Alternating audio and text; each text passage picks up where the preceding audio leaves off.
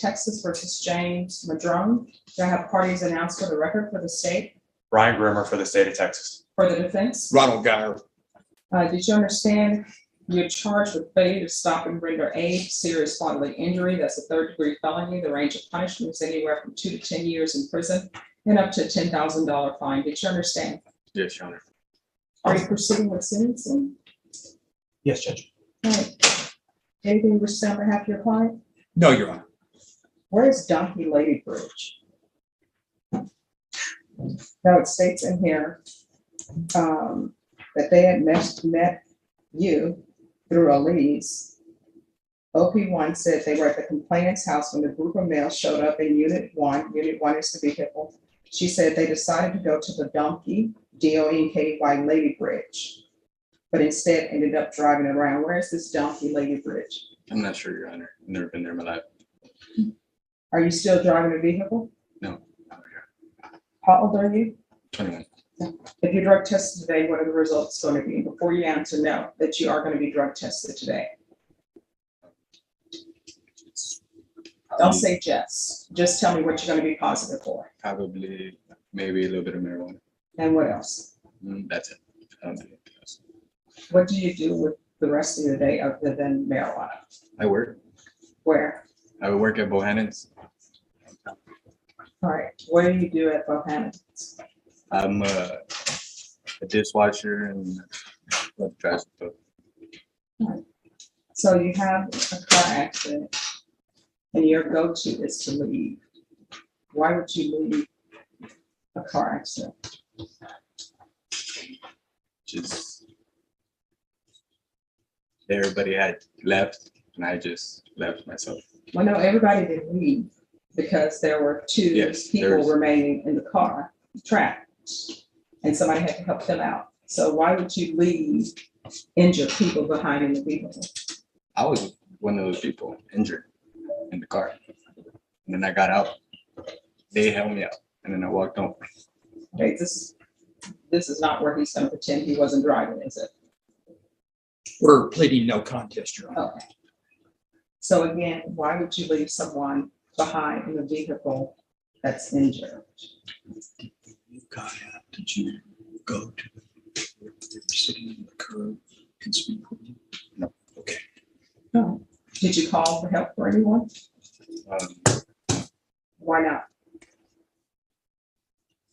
Just being ignorant. You see, let me just tell you what I know about life from my time on the planet. And I think I can say this because I have more of my life behind me than in front of me. Yes. Is that big things somehow ends up snowballing for young people into bigger things. Number one, there shouldn't have been any speeding. Number two, nobody should have taken any drinks and driven. And number three, if there's an accident, you call somebody. If you would have stayed and helped, if you would have called somebody, guess what? We wouldn't be here for a failure to stop and render aid. So how are you getting around town without driving? I take the bus. I'll walk if I have to. I have a daughter that I have to support. So How old is your daughter? she just turned 1, March 13th. Are you and the mother together or no? Sort of. We talk. We're not married, so we don't live together. Does anyone know the amount of what the restitution will be? Any idea? I don't, Judge. I know our advocate is working on that. I don't know how much, if any, restitution is going to be outstanding. All right. If there's an issue about restitution, just let the court know when we have a restitution hearing. Thank you, Judge. How far did you go in school? I stopped at 11th grade. Why? Just struggling with my family. What does that mean? Like, I have to take care of my little brothers sometimes, most of the time, because my mom is just not healthy. So I'm really like their dad, and I'm always there to help them out and stuff like that. So What do you mean she's not helping? Where is she? she lives with her mom. Yeah, she lives with my grandmother. And so how old is your little brother? My little brother, he's 13. So where is your little brother living? He lives with me with my uncle. So was child protective services involved?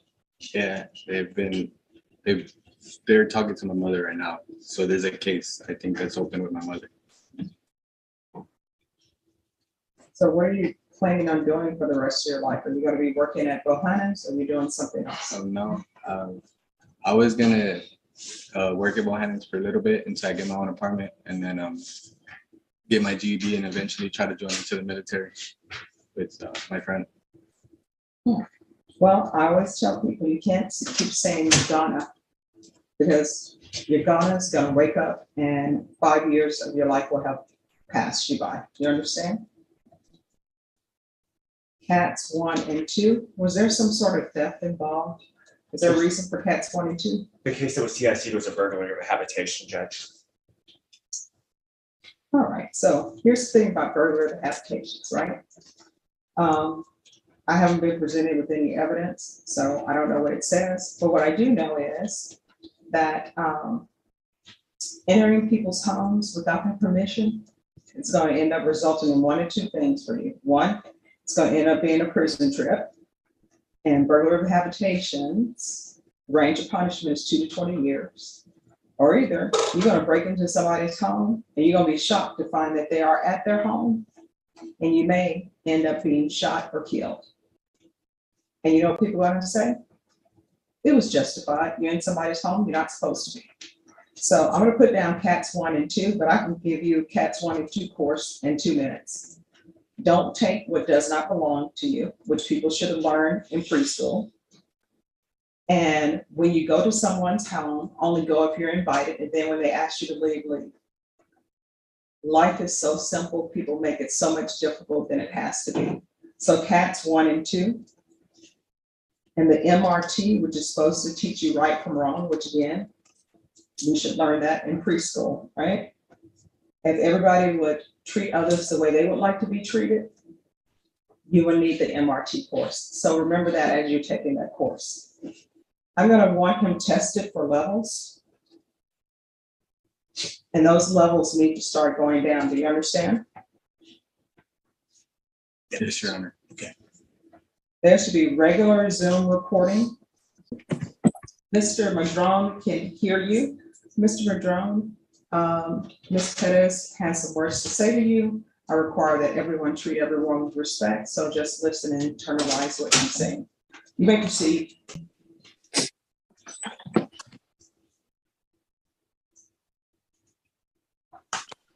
After everything,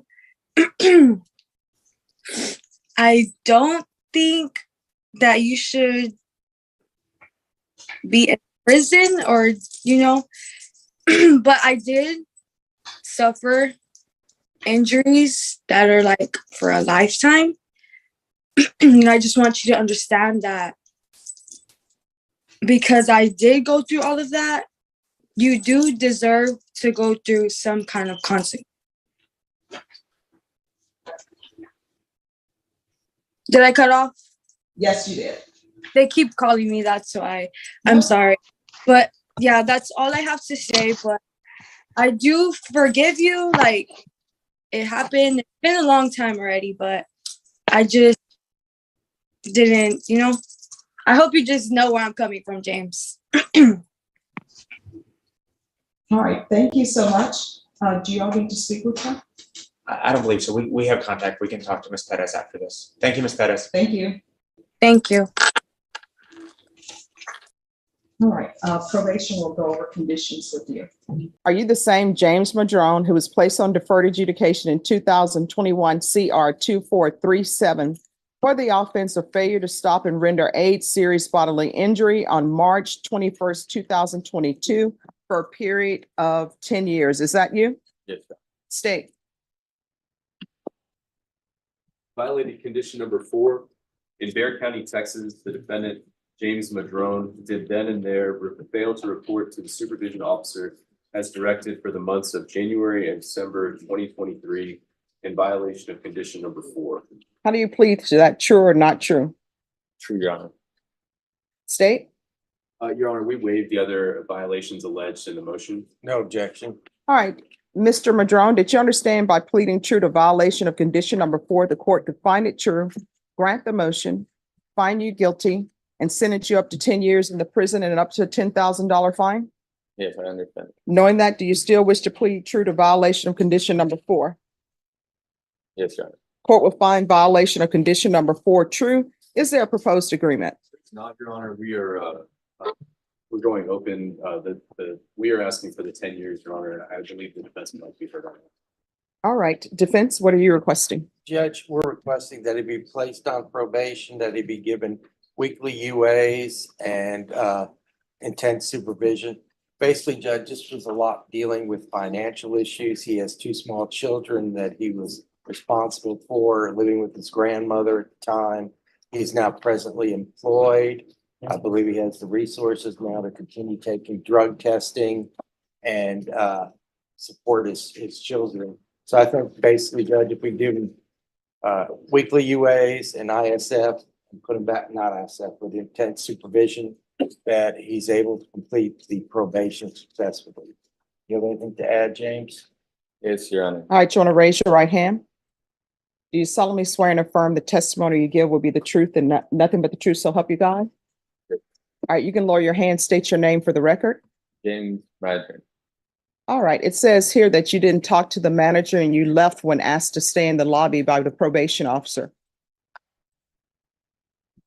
Your Honor, I was my grandmother, thankful for her that she helped me with my burdens when I had to do these reports and everything, and she would have my kids in the car while I'll be reporting. So at that time, I really didn't have too much time to be there due to my being responsible for 2 children. So that was just that at that time. That was it. Okay, that doesn't make sense to me. Your grandmother is helping you with your children. Yes. And how old are your children? 3 and 1. All right, so she's helping you with the 3 and 1-year-old. So you're telling me your grandmother drives you to see your probation officer Yes. and then says, I can't wait. Yes, Your Honor. That doesn't make any sense to me. It's just like I have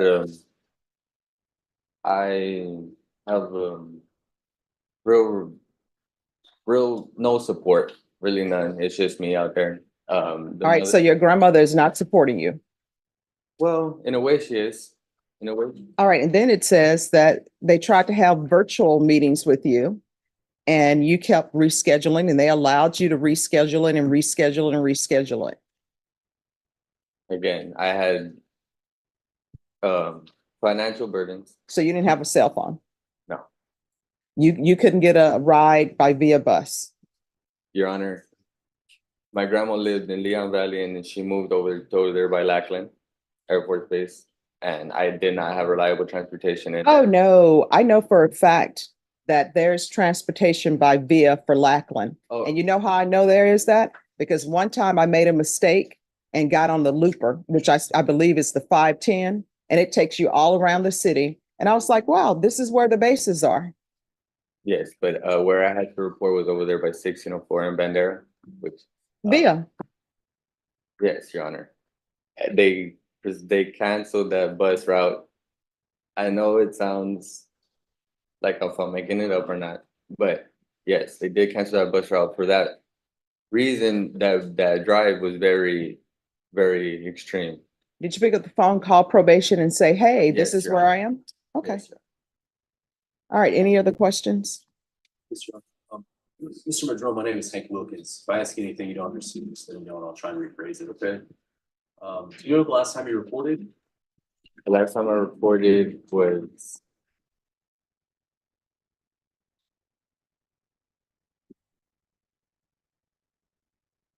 This year?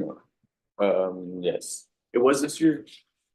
So would you respond to when the probation thinks the last time you reported is November?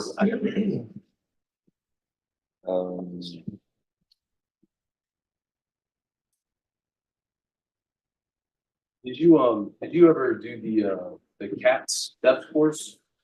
No, Did you do the CATS 2 theft course? no. Did you do the moral recognition therapy?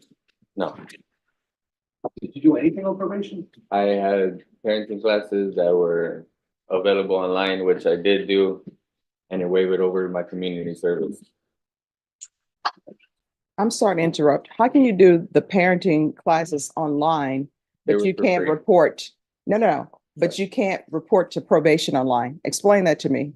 I did report to probation online every time I had a Zoom meeting. And when it was in person, it was hard for me to be able to report due to my lack of transportation. Do you remember telling probation in January of this year, they're not gonna do anything? No, You remember telling them, I know the judge will reinstate me? no, You understand that when you pled to this offense, that's a third-degree felony, right? You're looking at up to 10 years in prison. yeah, I do understand.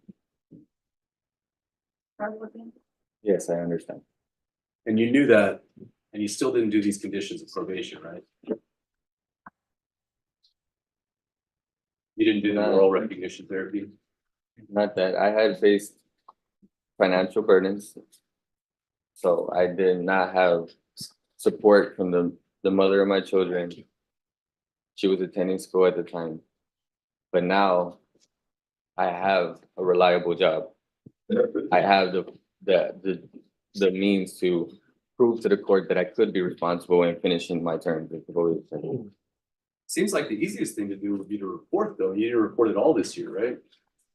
No, because she said that she was gonna file a motion to revoke, and I had said that, okay, that we have to do what we have to do. That's simple. That's what I had said in that response.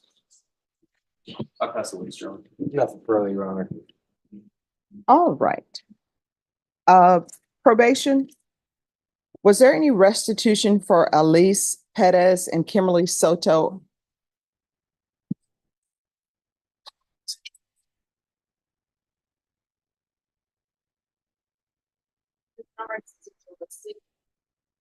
All right. So this is what the court is going to do. The court is going to find violation of condition number 4 true. The court is going to find you guilty. There's to be no unsupervised contact with minors. With regards to punishment, state, what are you requesting? Your Honor, we're asking for the 10 years of prison. This is a third-degree felony. This is a SBI, Your Honor. Some other cases we're taking into consideration in this plea. The defendant had opportunities to plead in the position. He didn't do much of anything on probation. I was trying to get some more information today. None of the answers are very satisfying. So we're asking for 10 years for prison. Defense, what are you requesting? Judge, I asked that he be sent, continued on probation and sent to ISF for a period of time to get his thoughts together. Be able to get out on the street and be a productive member of society and also a father for his 2 children. All right. Oh, yes, you wanted to add something? May I address the question? Sure. Yes, I would like to say that I would like to suggest no tolerant probation where I may be supervising weekly UAs. I do not use drugs. Mhm. And or an outpatient program, intense outpatient programs that I can prove to the court where I can be responsible in completing my probation successfully. Okay.